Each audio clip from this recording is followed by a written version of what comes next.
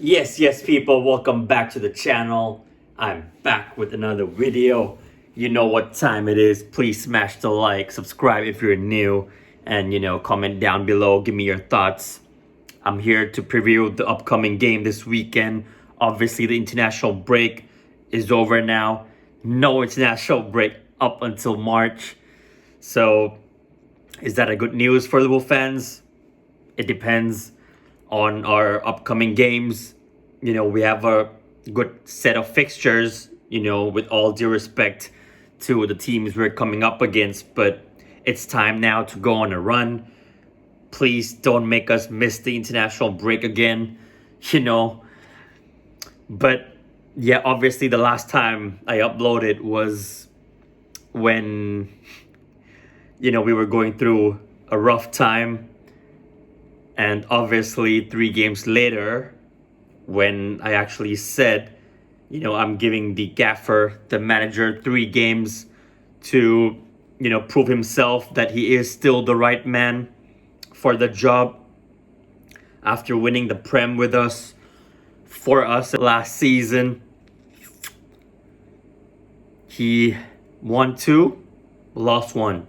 So technically, he failed because I gave him 3 games to go unbeaten. A little reminder that he was on a yellow. Yeah, he was on a yellow. But then he went on and coached the team to win at Anfield against Aston Villa. I just hate the phrase when Real fans say that they played into our hands. Like, we can do this about every single game then, any game with any team actually, if you beat another team, you can just be like, yeah, they played into our hands and shit like that. But we forced those mistakes from Emi Martinez, and the second goal from... So the first goal was obviously Mo Salah with his right foot. Wasn't an easy finish, because he's obviously left-footed, open net. But to keep that down and on target, it's not that easy to do. But, the quality of Mo Salah, the level that he's at, even though he's not been on the same level as he was last season, but, you could put all your money for him to back that, to give us the 1-0 lead. And I believe before that, Ekitike had a goal ruled out, clearly offside. But yeah, I think it was 1-0 before halftime when Salah got that goal. And another goal in the second half when Ryan Gravenberch made it 2-0. Yes, it was deflected, but I think it was a solid performance at home. Nothing too special, but back to winning ways. That was the only thing we wanted, was the 3 points, and we got that. So we take that and we move to the midweek game against the European giants, the heritage of Champions League football in Real Madrid. Outstanding performance. Conor Bradley kept winning in his pocket just like he did with Kylian last season. He was absolutely immense. Everyone played well. McAllister got the winner, just like he got a goal last season against them as well at Anfield when we beat them 2-0, this time 1-0. Match winner, Maka. Everyone played well. Sobo, like I said, he's been our best player so far this season, by a mile.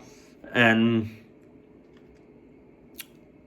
up next was Manchester City at the Etihad, and going into this game, yeah, we all wanted the same lineup that, went out that night to beat Real Madrid at Anfield. Yes, this is an away game, but we wanted to stick with the same lineup, get some consistency and momentum going to this game after, 2 wins on the bounce in Aston Villa and Real Madrid, even though those 2 games were at home, but we kept a clean sheet heading into Etihad. But, as soon as we saw the lineup, yeah, we were happy with that, but the approach, the tactics, abysmal. Absolutely abysmal. Who told him to go, on the front foot and to press when last season you went there with a, what was it, 4-2-4 or 4-4-2 with Sobo and Curtis Jones playing as the 2 10s, or you call it 2 false 9s, and we won 2-0 with the box-to-box midfield. But he, sat on a low block. That's how we set up last season, and we got the 3 points. If you remember, Salah got the first, Sobo got the second. Sobo got a goal and then assist. So why didn't we have the same approach as we did last season? So we conceded a penalty early on. I don't think it was a pen. And for some reason, when they were showing the replay, VAR was checking, why the hell was it even lagging? I don't know if it's only like here in Thailand, but I don't know if Mamadashvili made much of a contact on Jeremy Doku. But how ironic, right? This was the same guy who fouled McAllister in the box, I think 2 seasons ago under Jurgen Klopp. It was his last season. And the referee that day, obviously, was Michael Oliver. The VAR this game, you know it, Oliver again. So don't you dare call him Michael Oliver Pool again, yeah? Because, last season away at Everton just showed he's no friend of ours. You all remember that game. I'm not going to get into it, which didn't really matter because we ended up winning the league. So he can hold that, yeah? But for this game, yeah, Mamadashvili made up for it, saved the pen. Just like how he did against, I think, Ferran Torres weeks ago before that, during the international break. Not the latest one, the one before that, in October. And I was like, yeah, I was gassed. Saved the pen. Maybe it is going to be our day. We need some luck. Especially against a side like Manchester City with, 2 Peps now. Pep squared. Obviously the traitor, Linders. And yeah. Haaland got a goal. Ibu.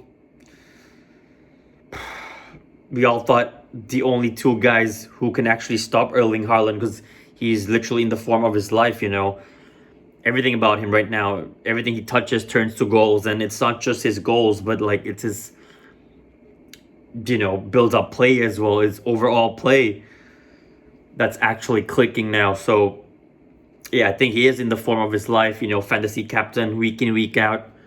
Never disappoints, but he got the better of Ibu in the air. We thought Virgil and Ibu can stop him, but we were wrong. They go 1-0 up, and then, let me not get started. With Virgil equalized a clean goal, and obviously it came out later on, like I expected, that it was wrongly ruled out. It should have stood, because Robbo wasn't in the vision of Donnarumma, and he went fully. He stretched with his 2 long arms. He went for it. So even without Robbo being there, he was never gonna save it. Yeah, no chance. It was a perfect header to get us level, but obviously it was disallowed, and then they went on to get the second right away before halftime, where it deflected. Guess who? Virgil. Yeah, this guy, yeah. Capitano, yeah. And then we went into halftime 2-0 down, second half. We improved just a little, but Cody couldn't finish. Salah couldn't finish. Doku with a brilliant goal. Already had a great performance in the first half. That was just the icing on the cake. Man of the match performance. Only thing that came out from that game that was a positive. Obviously, Haaland is my fantasy captain, and I got Doku as well. But anyways, my issue now is, yeah, he failed. 1-2, lost 1. I wanted him to go into those 3 games unbeaten and not just draw all 3. At least win 2, draw 1. So at the Etihad, at least minimum I wanted was a draw. We didn't get that. We got battered.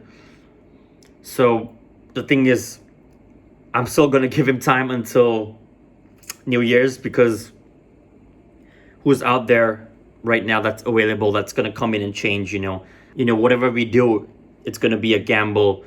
But I think the bigger gamble is to sack him and bring someone else in.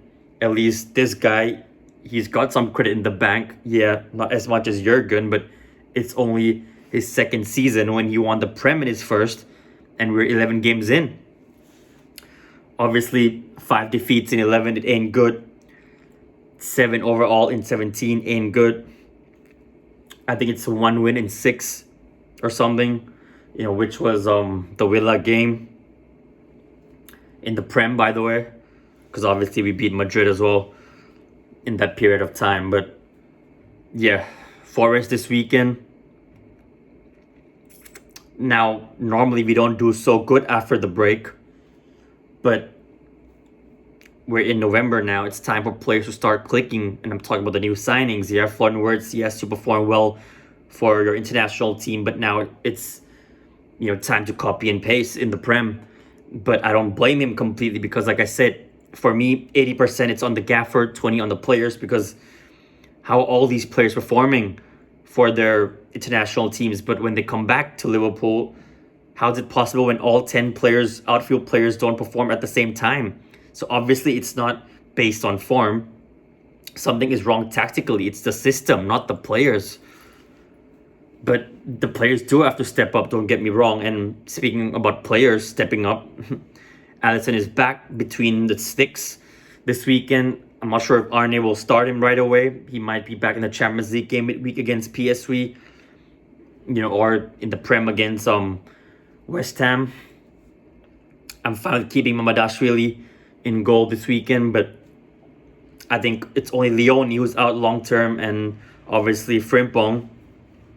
But the rest, they're all fit, they're all back, including Isak. Do I think he'll start? No, but Ekitike, he just scored a goal for France. A great goal, by the way. His first for this French side. Played a 1-2 with Mbappe and a great finish. And he assisted as well. Cody scored and assisted. Sobo assisted. Kirkes assisted. And this is just their last game, by the way. I'm not talking about the 2 games they all played. But yeah, Robbo qualified to the World Cup after 27 years of them missing out. So yeah, carry that form, the momentum back to the side, but it's all on slot, like whether he plays the same way he did recently or he just goes back to, basic really, and, keep things simple. Forrest and Sean Dyche, you know what they're going to do. They're going to come play and, play hard on the ball, aggressive, play on a low block, play on the counter attack, on set pieces. They know our weaknesses, by now because of 5 defeats. Like, the blueprint is literally there. So it's going to be a tough game, but am I expecting us to win? Hell yeah. And the run has to start this game. And then we take it into the PSV game midweek and then away at West Ham. And I think we got Sunderland after that, and so on. So it's a good set of fixtures coming up in this festive period, heading into Christmas and the New Year. So obviously there is going to be a cutoff point, with me and the gaffer. But for now, I just don't see anyone coming in and changing it at the moment. So, I'm still putting my trust in Arne, but is it 100%? No. But there is that bit of hope that, yeah, it is going to come good eventually, because we've seen it against Villa and Madrid. So we know that he can be good on his day, and we can be so great on our day, and we can beat anyone literally. But our away form has just been so bad this season, an absolute disgrace. A disgraceful performance against City. But it's now time to get back to winning ways, and 8 points behind Arsenal and 4 behind City in November. It just ain't good enough. 5 defeats in 11. It's not even close to being good at the moment. But, I'm still giving him time to fix this mess, before it's too late, before you run out of time, Arne. And that starts this weekend at Anfield. 10 p.m. kickoff here in Thailand. I believe it's 3 p.m. kickoff in the UK. No excuses in front of our fans. Sean Dyche, the former Everton manager. Bring it on, yeah? My prediction, Liverpool 2, Forest 1. Peace out.